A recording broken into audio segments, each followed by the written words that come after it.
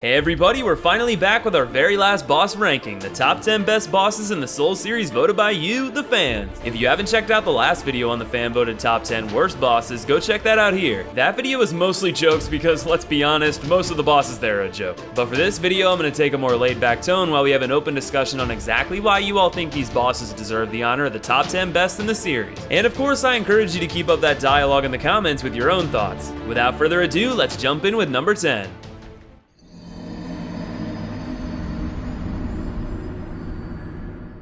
I feel like LORIAN and LOTHRIC deserve a spot on the best because the cutscene from their fight was truly the only one that made me emotionally charged during a boss fight. Seeing LORIAN revive was a huge twist and the mechanics of the fight were tough but mostly fair. I also really think the design behind the boss is solid, with LORIAN carrying his sickly brother while his brother heals him. The lore about the LOTHRIC line and the dark quest for the perfect heir to the throne make an interesting backstory to the brothers. All in all, I think the mechanics, lore, and design combine to make LORIAN and LOTHRIC the best and my personal favorite boss in the series. Well damn, that's quite a well-rounded analysis on the finer points of the boss, and it's hard to disagree, so why did I have them lower on my own list? I personally find LOTHRIC and LORIAN the boss I die most to in DS3. It's mainly because of the RNG with his teleportation. I've had fights where he teleports every couple seconds towards a different, and I've had fights where he teleports to a place that would be one step away from the place he was a second ago. I had a similar experience. Since I fought this boss an embarrassing amount of times in my first playthrough, I saw fights that ranged from only a few teleports to a non-stop teleport fest. This was really my only gripe with the twins, perhaps other than not enjoying their lore as much as the average viewer may have. But when thinking about it, maybe some of you enjoy fights with RNG because that gives a battle a different challenge every time you go in. Then again, that would also mean sometimes the fight will be underwhelming in terms of difficulty, while other times the challenge is going to be oppressively hard. I think I'd prefer a boss with less RNG and more defined mechanics, but even with a small hint of RNG, I can't disagree that the Twin Princes are one of the best fights the series has to offer.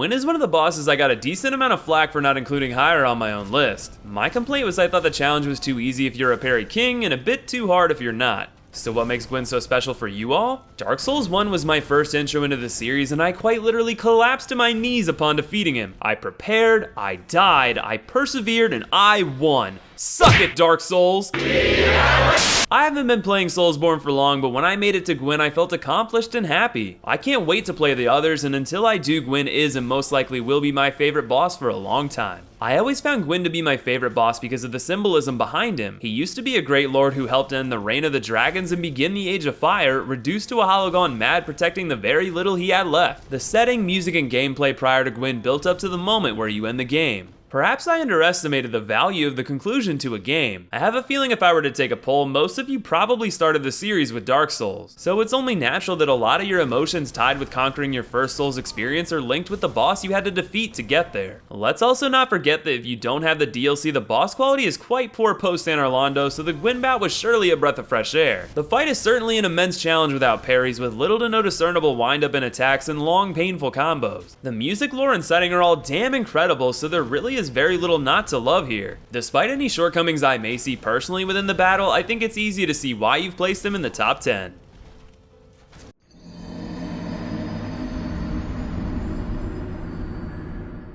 Along with GWYN and the Twin Princes, Sif is the boss my rankings disagreed with most on this list. My big knock on Sif was the challenge. The Great Grey Wolf is a bit too easy to overcome from my view, though I will note this ease has an even more painful effect on your lack of desire to kill the poor thing. But what is it that makes this wolf a top 10 fight? I love Sif. Well, yes, but vote Sif for the win! Come on, we need more substance. Great Wolf Sif, fun as hell, easy as pie for me at least, after I was level 69. What the? Personally, I really enjoyed the Sif fight because my first ever playthrough at DS1, I didn't know where any of the bosses really were, so passing through the fog wall to be greeted by a giant sword-wielding wolf was badass. Plus, the soundtrack is beautiful. Okay, we're getting there. I love this fight, not so much for the mechanics of the fight, but for the story of it. You have the companion of a legendary knight that shows such loyalty that it refuses to leave its master's grave nor give up his covenant until death. What makes it all the sadder is that if you kill Artorias and free Sif, it will recognize you in the future and sadly pick up its master's sword, knowing you will not leave without the covenant, and you know that it will not give it up until death, making the fight devastating for me personally. There we go. Let's be honest with ourselves, the Sif fight really isn't anything to cry home about, but what the fight does have to offer is is a badass looking foe, and more importantly, an emotionally impactful event. Think about some of your favorite moments in gaming and why they stick out to you for a minute. Go on, I'll wait. Okay, now why did you choose those particular moments? If my psychology minor from college is worth a damn, the events that stick out most vividly to you are the ones that have an emotional tie. This is because our memories are limited, we can only remember so much. But when something elicits an emotional reaction, especially a strong one, it sticks out to you. And it doesn't even have to be something sad like the Sif fight. It could be the feeling of pride and triumph for overcoming a seemingly insurmountable challenge, or even the thrill of taking on something fast-paced and unpredictable. So even though Sif isn't the best boss fight in the series, I think most of us would agree that when we think back to the moments we remember the most from Dark Souls, taking down Sif is one of its finest and most tragic.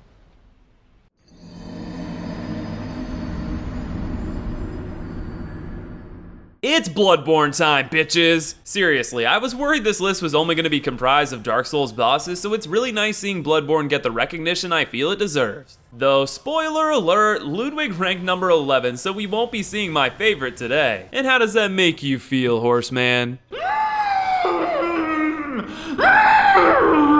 For me, the best boss in the whole series is GEHRMAN. The music is so fucking great and sets the perfect tone. The scenery itself is beautiful. The flowers, the burning house, beautiful. The itself is great in a fair challenge, beautiful. Best boss all around in terms of quality and difficulty would have to be GEHRMAN for me. I know he is a bit easy when you get the parry time down, but there's no other feeling like watching the first hunter rise from his wheelchair and speak, "Tonight, GEHRMAN joins the hunt." Then subsequently dying over and over again until you master the parry. It really is exhilarating. I can't say that I personally struggle with parrying GEHRMAN much myself from the get-go, but that's because I'm a gun parry king. GEHRMAN's lore, of course, is also excellent from the perspective that he doesn't seem to want to fight you, but has to fulfill his duty to the Pale Blood. It's an all-around excellent bout, and I'm happy so many of you see it the same way that I do.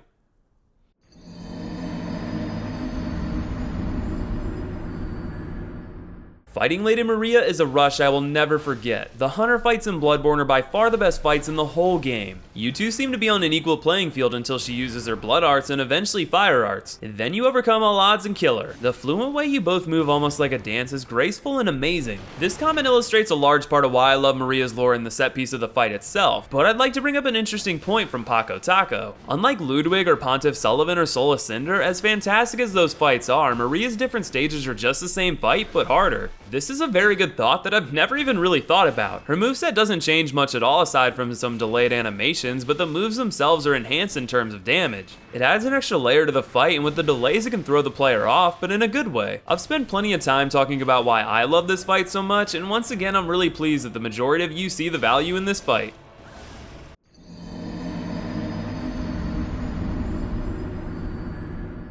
I think the main reason I love the Abyss Watchers is because it's essentially what would happen if Artorias and Lady Maria were to bang. Now, this is way too true. I mentioned vaguely in my top 10 that there were heavy influences in this fight, but clearly most of them come from Mama Maria and Papa Artorias. Those are two amazing fights to draw inspiration from, and the Watchers take the best bits of each. For some reason I had a lot of fun fighting the Abyss Watchers. I think they're one of the best, but that's only me. 0 deaths! You joke, but my only complaint was perhaps that this boss is a little bit too easy thanks to the smaller health pool. But then I read, for me personally my favorite boas in this series go to the Abyss Watchers. DS3 was the first Souls game I played, and Abyss Watchers fight experience stayed with me the whole game. Between the amazing score and the fight to go with it, it had a special spot in my heart. Think about this, if DS3 is the first game you played in the series, you could have faced any number of these bosses prior to the Abyss Watchers. Eodic's Gundyr, Vord of the Boreal Valley, Dancer of the Boreal Valley if you've got the balls, Curse-Rotted Great Diarrhea, Crystal Sage, and the Deacons of the Deep. Gundyr is great, Vort's pretty good, and the Dancer, while awesome, probably would give any new player unfortunate enough to face her early a terrible time. So with little exceptions, this was the first true incredible fight for new players to the series. To all of you that began with Dark Souls, this is essentially the ONS of Dark Souls 3, because it's not only the first great challenge, but it's also the first boss with truly incredible design.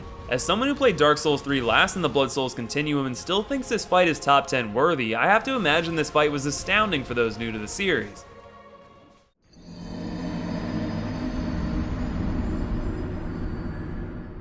going from the first kick-ass experience for new players to the conclusion of their journey. What's so great about the Soul of Cinder is not only that this multi-layer fight is a treat for newbies, but it's got so many delicious throwbacks to some of the series' most popular tropes that veterans were equally rewarded. This was the Gwyn we deserved. His attacks are erratic and difficult to predict, he brings a fun, non-bullshit amount of damage to the fight, he hits a good balance of being aggressive while giving you a chance to retaliate, he has a giant health pool, and like Sif, he challenges your will to fight him emotionally. That damn music. This description is spot on to me. He's essentially an updated version of Gwyn for 2016 with his own attacks to boot that are an homage to the series past. And if you've played Dark Souls, the first time you hear that music kick in the second phase, just try to tell me you didn't get chills for a moment. My only complaint at all was the fight had heavy RNG dependency and can make it a different experience in terms of challenge, but as I mentioned with the princes, this could be seen as a benefit to some. Honestly, thinking back on it, I'd have to agree. With his multiple arsenals, he's essentially 5 different bosses rolled into one amazing experience.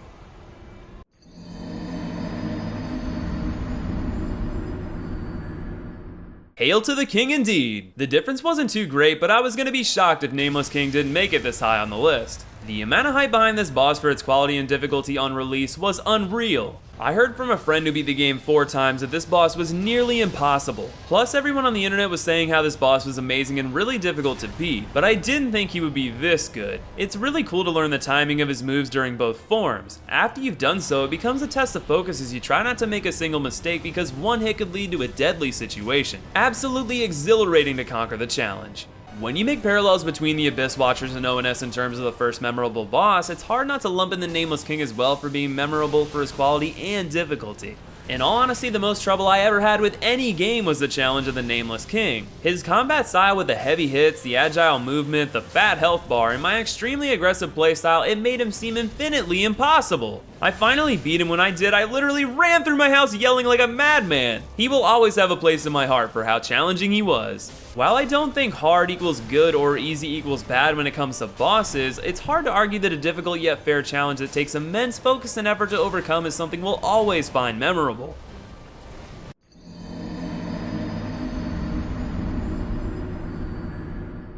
Now, Dark Souls had many brilliant bosses, but Artorias stood out for me. We hear about this knight countless times in the storyline, and even having to fight a poor wolf who will do literally anything to protect his old master's grave just to get his ring. He is one of the few examples of a boss warrior that lives up to the name. Even in his weakened form, wielding his sword with his offhand, strong hand broken after saving Sif, he is still an absolute badass. You duel him and give an honorable death to a man who deserves it. Not only is the fight amazing, but the lore is too. Siren and Go both praise you for putting him out of his misery, and this is the first time we ever had an NPC who loved another NPC and wants to take the boss soul from you. From start to finish, he is outstanding. Damn great summation, Get in the Jet. Honestly, I don't know if there's anything left to say other than I love Artorias. That'll do, but seriously, the only thing left is mechanics. I think the best boss I've ever fought in Blood Souls was the Knight Artorias because his mechanics are so unique in comparison to the bosses of the entire series, and his lore is so beautiful and tragic. I love it. This is a great thought. I've always kind of mentally lumped in Artorias with the Knight with a Sword boss group, but the erratic yet graceful way Artorias moves has never been matched in quite the same way before or after this duel. So for that reason and all those mentioned above, I can of course easily see why Artorias deserves this spot.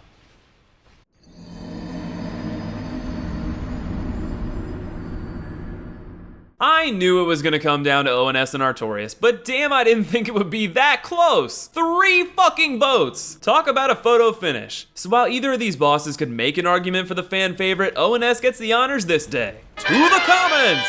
DRAGONSLAYER, ORNSTEIN, and Executioner SMOUGH. Not hype enough. I'm personally a huge fan of Ornstein and SMOUGH. They are a kick-ass tag team couple of badasses and have some synergy between Ornstein fast lightning attacks and SMOUGH's slow but devastating damage. Not hype enough. Oh my god! Found the hype. Ornstein and SMOUGH will always be #1 because I will never forget that first time walking in the arena and just thinking, holy crap! Such a perfect blend in that fight, like you mentioned. The speed of O and the strength of S, just so good. And really never truly achieved again by From. It's hard to disagree. From has tried time and time again to capture the perfect gank fight, but the Abyss Watchers are as close as they've ever come. And let's not even get into Dark Souls 2, which funny enough also didn't have one boss on this entire list. Then again, neither did Demon Souls. Ah well, let's wrap this up everyone, but let me hear you chant their name one more time. ORNSTEIN and SMOUGH! ORNSTEIN and SMOUGH! ORNSTEIN and SMOUGH! Well everyone, I hope you've enjoyed ranking the bosses of Blood Souls with me. It's bittersweet, but this will be the last video I do on bosses until we get to the Dark Souls 3 DLC. Now it's time to move on to the areas of Blood Souls. I owe you all a million thanks for all the support you've shown me and this series. It's been a genuine pleasure and I can't wait to expand on new topics with you. By the time some of you see this, we'll likely have reached 80,000 subscribers, so really I just cannot thank you guys enough. Much love to each and every one of you, thank you so much for watching, and I'll see you in the next video. It ain't hard to tell.